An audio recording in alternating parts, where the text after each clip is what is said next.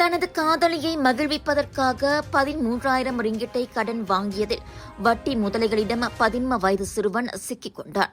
வட்டி முதலைகள் அல்லது சட்டவிரோதமாக பணம் வட்டிக்கு விடுபவர்களிடம் கடன் மோசடியில் சிக்கிக் கொண்ட 15 வயது மற்றும் அதற்கும் மேற்பட்டவர்களுக்கு உதவுவதற்காக 2022 உருவாக்கப்பட்ட ஓபராசி டருல் முத்தாக்கிமிற்கு கிடைக்கப்பெற்ற புகார்களில் இதுவும் ஒன்றாகும்.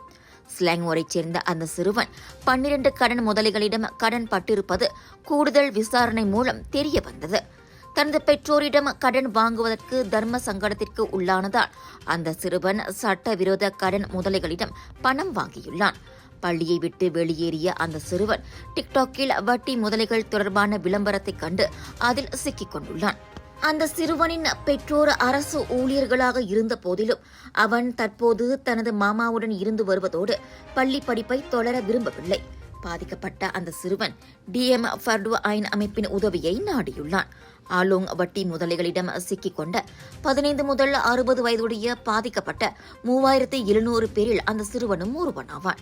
கடந்த 3 ஆண்டு காலமாக வட்டி முதலைகளிடம் சிக்கிக் கொண்ட அவர்களுக்கு DM ஃபர்டு ஐன் அமைப்பு உதவி வருகிறது.